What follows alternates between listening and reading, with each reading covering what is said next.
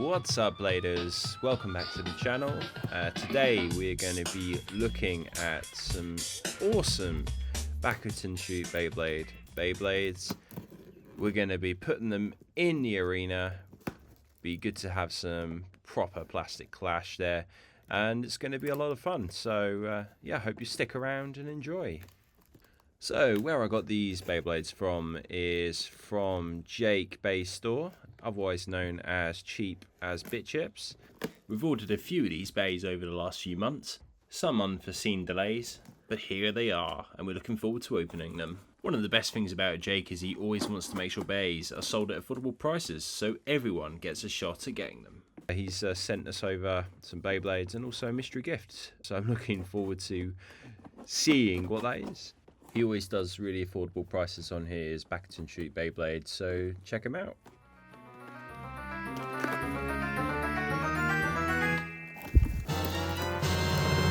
Ah, sick. So we've got the stadium there, I believe A26 Bakuten shoot tournament dome stadium.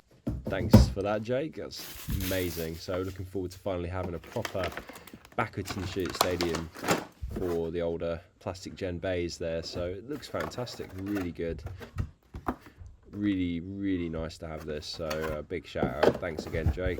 And we are definitely going to be putting the Beyblades in this stadium going forward when it comes to the old stuff anyway. Let's see what else we have. So we have as well a metal Drigger. The metal Drigger was owned by Hero, and that was his main Beyblade, so it was pretty awesome to have a nice boxed version of this. We are definitely going to do a proper unboxing video of this in the future, so I think it would be really good to see this being built, and that's one thing I love to do on the channel, is to share some of these older Beyblades to be built, just like the Salamillion and Grafolion video, and I'm sure there'll be plenty more. Let us know in the comments what Beyblades you'd like to see unboxed in the future. But also alongside that, there's been a few Beyblades that I've bought over the last few months as well, so probably see a few of them there, but we'll go through them individually. So kicking off, first of all, we have one of Tala's main Beyblades in G Revolutions. We have Warburg 4.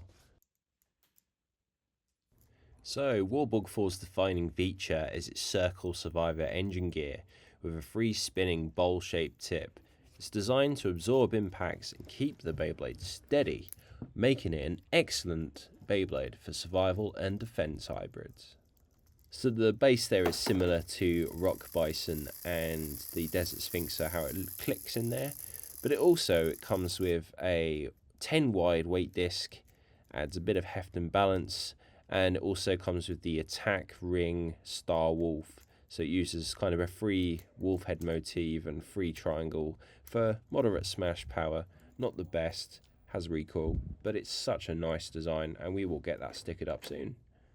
It also comes with the engine gear winder. So next up is Drasil V, which is a defense type Beyblade from the V-Force era, used by Max, and part of the Magna Core system. So we've got the attack ring, which is 10 spike, 10 flat protrusions, but a lot of recoil.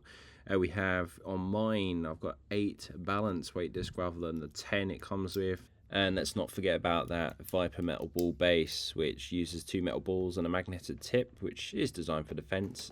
So from one Drasil to another, we have Drasil G, otherwise known as Drasil Gravity. It comes with the shield hammer attack ring, 2 small opposing turtle head projections. We've got the weight disc there, which is the 10 wide. And we've got the right spinning hit release engine gear, and the blade base is the light final clutch base. It carries some metal balls, although I think mine has missed one there. But yeah, there's Drasil Gravity. Fantastic, glad to have it. So moving on to the second part of G Revolutions, we've got a heavy metal system Drigger MS using the Drigger bit protector, metal upper attack ring, circle balance disc, and a semi-flat core. So, from G Revolutions all the way back to the OG series, we have Galleon, is a balance type Beyblade with regular spin gear. There we have the 8 heavy weight disc there, just to keep the center of gravity there. And we have the right blade base SG semi-flat. Galleon was definitely one of my favorites growing up. So finally we have Torch Pegasus, also known as Flame Pegasus. It's an attack type Beyblade from the engine gear system, featured in G Revolutions, owned by Raul Fernandez. The way this gimmick works is thanks to its one-of-a-kind free-spinning gyro engine gear. It's designed in a way that allows it to spin in both rotations independently of the rest of the bay. The tab located on the side of the bay can lock the gyro in place, however, allowing you to launch it with a traditional launcher, but by doing this, it'll only allow you to launch in right spin. This is certainly one unique Beyblade, and I'm definitely looking forward to having a play with this and getting it in that brand new A26 dish. We've got an absolutely amazing haul here, so let's take it now to the stadium. So, we're going to start off bringing them to the dish, and we're going to give them test spins, we're going to get battles going. But first of all, for those that aren't familiar with how you wind an engine gear Beyblade up, this is how you do it. So you have the winder, there's a couple of slots that goes into, and then you pull out the tabs on the hit release, and that will lock in. Dracil G is such a unit. So, bringing back the Torch Pegasus, so going to show you how that special launch works. So, literally you put the ripcord in the base, and there you go. You can insert it in both ways, so depending on which way you insert it, you're able to get the left spin or the right spin. So this is truly making it a dual spin Beyblade, which there isn't too many of. Pretty heavy metal system. Especially in Bakuten Shoot, there's the Torch Pegasus and the Thunder Pegasus as well, the sister unit, which is incredibly hard to find and incredibly expensive. But yeah, just as you can see, like, it basically starts off the metal sharp base, builds up the momentum, and then it carries the remaining momentum of the Beyblade with it. So it's a really, really cool, unique feature of this particular blade. And yeah, as you can see, we'll just show you, I mean, if I put it in correctly, how it sort of works there with the dual spin. So that's moving it to the right, as you can see. Quite simple. And then we'll show you just afterwards as well that you can put it into the opposite side as well. Once again, put it in the wrong way first time, but there you can see that that's how the left spin would work. So it's very versatile and a really, really cool Beyblade. So we'll put the Pegasus against Dracil, much to the disdain of my Pomeranian. And yeah, some nice solid hits, both trying to gravitate towards that brand new stadium that Jake's given us. And I would say that one just about goes to Pegasus. So moving on, just to show you, you can also wind up the Warburg engine gear simply by just moving and rotating the base there.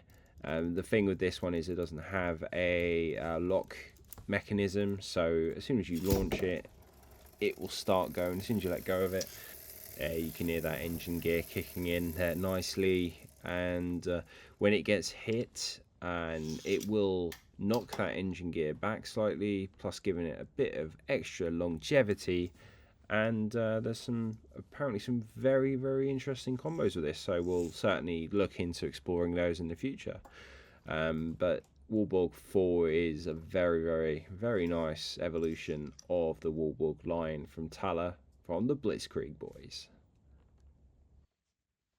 I know Thaler is many people's favourite character in the original series, and of course his Warburg Bit Beast really is a definite favourite too. But as you can see there, the base did stop before the attack ring. Winds it back up, and we will take it up against the Pegasus. So as you see the Pegasus on the right spin there, and chipping away, and it's over. I feel like with Rock Bison Warburg, I feel like I'm not very good with these bases, so I definitely need to practice. But next up, we'll launch the heavy metal system Drigger. I didn't have my launcher on me at the time, so I've just hand spun this, a bit like the Ryuga from with the L Drago there. But as you can see there, and spinning nicely in the center.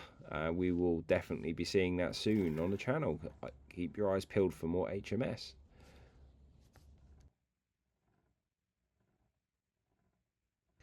So next up, we're going to be looking at the Drasil V with the 10-sided uneven attack parts there.